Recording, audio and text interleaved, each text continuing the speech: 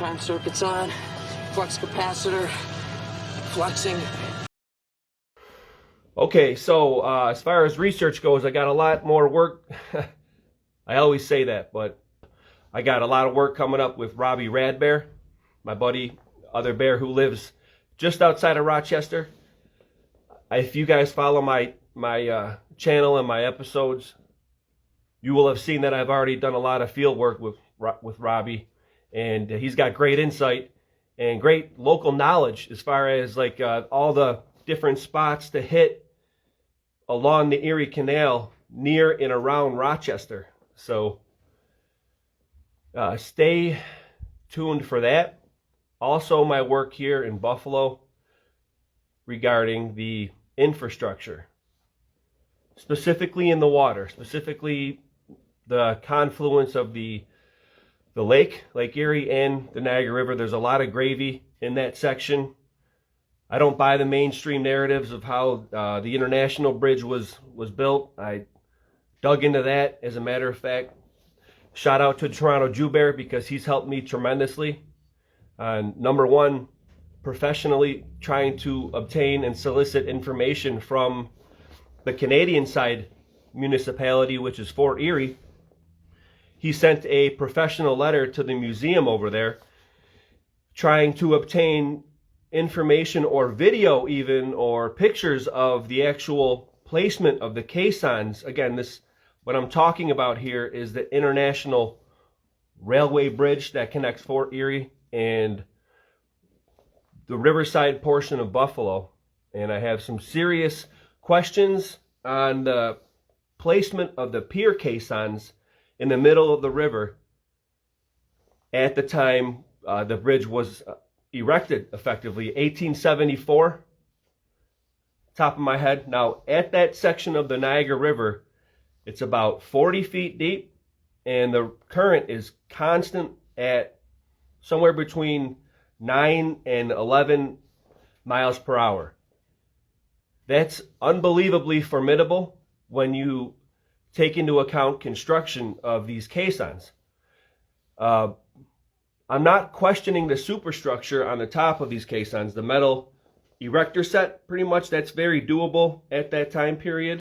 I have some serious questions about the foundation placement of the caissons for the piers on the International Railway Bridge. I certainly haven't forgot about that. Toronto Jew Bear sent an email, professional email, to the the Fort Erie Museum, looking to get further information on specifically that construction. And they answered back, and they didn't provide anything more than I found on my own personal research here on my computer. So I have more follow-up to do, which is sending that same email to the Fort Erie Museum. I'm going to take that and send it to the Army Corps of Engineers here on the American side, because they were instrumental in helping with the effort to build that bridge as well. So if Fort Erie doesn't have it, because this is an international effort, public works effort, to have commerce between Canada and America speed up much faster, so you just didn't have to worry about the ferry system at the foot of ferry to Fort Erie. So this is huge. It has to do with expanding into the west, Erie Canal, all that. And I posit the notion that these foundations were here, or there was something else going on with the Niagara River. Maybe it was diverted into these canal systems. If you see my recent post, Buffalo is known for a lot of things, but it's also known for its street system, designed by Joseph Ellicott in and around 1804. Joseph Ellicott is the surveyor who's responsible for Buffalo's street pattern. Now, they detail it as a radial system overlaying a grid pattern. So that would mean, they say the radial was on top of the grid pattern, done at the same time, and it's attributed to Joseph Ellicott. Now, Joseph Ellicott had a brother, I forget his name, Thomas Ellicott maybe, who designed the streets in Washington, D.C. Now, that's why the street patterning of Buffalo, New York is very similar to Washington, D.C. Matter of fact, there's a lot of similar names. Now, why is this important? Another facet of the research that I'm doing that's original and unique that I'm putting forth to the table is not only do I think that Buffalo was an ancient city and that there was, again, civilization here prior to Columbus, not just natives. I believe Buffalo is an ancient city. I believe they hid a lot of the ancient works, earthworks, waterworks, with new infrastructure, as it were. And underlining all this is the fact that Buffalo is the only northeastern city. Again, of all the northeastern Rust Belt cities, sorry y'all, from Philly to Detroit, the D, to Chi-Town, Chicago, to New York City, to Boston, all you jagoffs, none of you have a true sunset over the water. Buffalo does. That's very significant. It's very significant in the way that it portrays a major confluence of air energy, water energy, and earth energy, right? I've talked about this on my conversation with Mason Winfield a few episodes back. Anyway, it's significant. Her sunset over the water, we have a 200-mile view of Lake Erie. It's a very narrow sliver where and I haven't found the date. That's another thing on the checklist I got to do is find the date where the sun actually does set over Lake Erie. None of the other cities have that because of the direction of the sun, and you guys don't have sunsets over the water like Buffalo does. So, the water. So picture this, guys. Another thing with what I'm doing here is the essence of our water. And I took a lot of slack, not too much actually. I thought I was going to get a little bit more from my pizza post, and I really appreciate and respect you guys being cool about that, because just because of QBs, and I'm not going to not talk about certain characteristics of my city. We had the fucking best pizza here, and I'll argue with Mike Portney of Barstool Sports about that.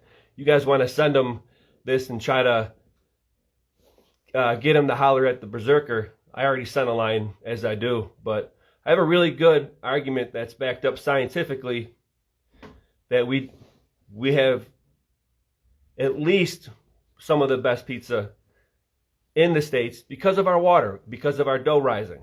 And yeah, Buffalo has the only true sunset over the water.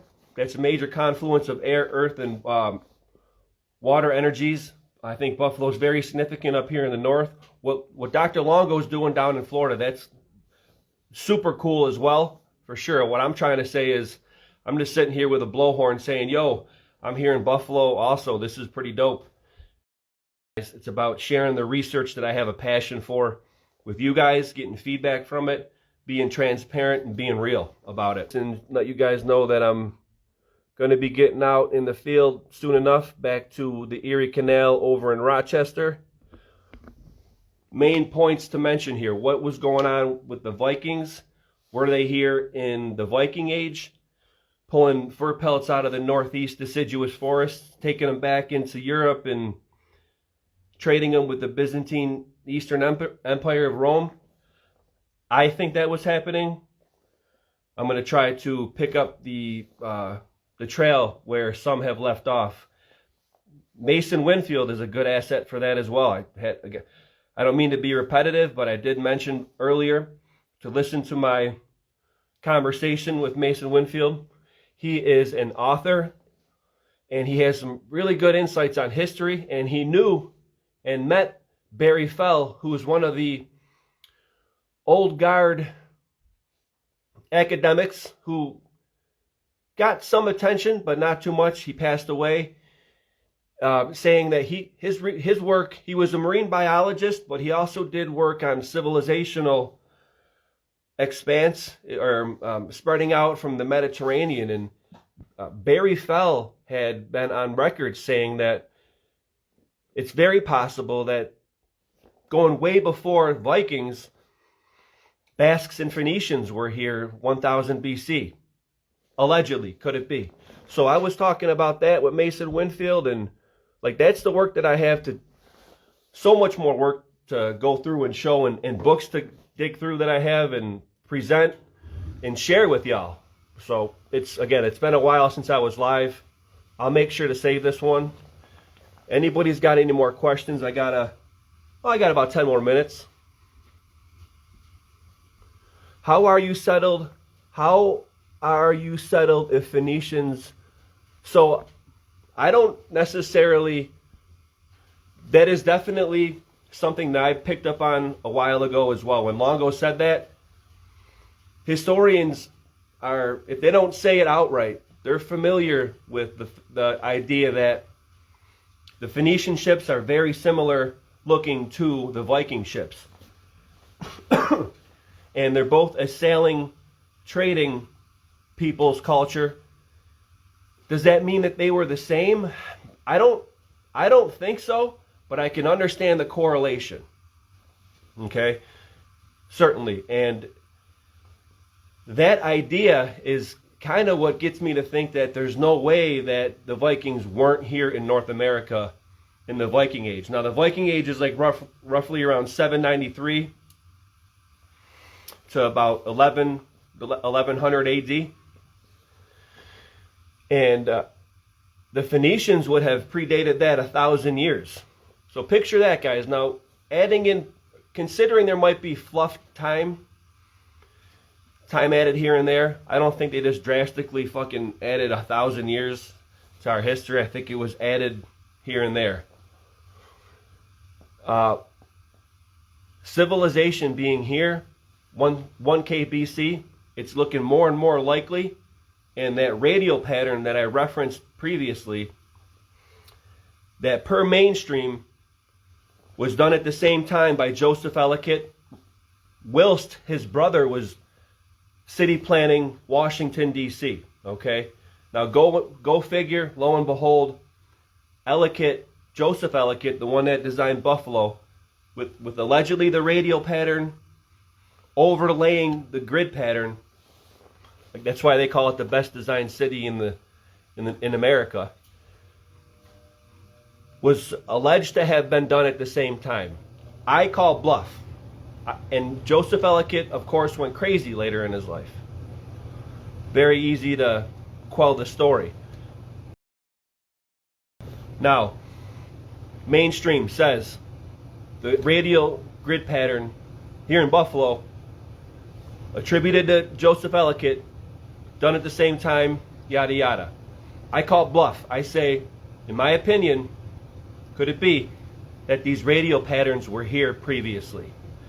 I think that's an indicative thumbprint of past civilization from way back. And I mean way back, like Barry fell way back. Like he's talking. The Phoenicians were a sea people. Vikings were sea people. Were they here trading amongst each other with the Kangs, you know, the Moors and stuff like that? Without getting too far into the Mudflood, Tartaria, and Tiquitec, free energy, unicorns and butterflies of it all, there is definitely something to this. And the curtain is being pulled back.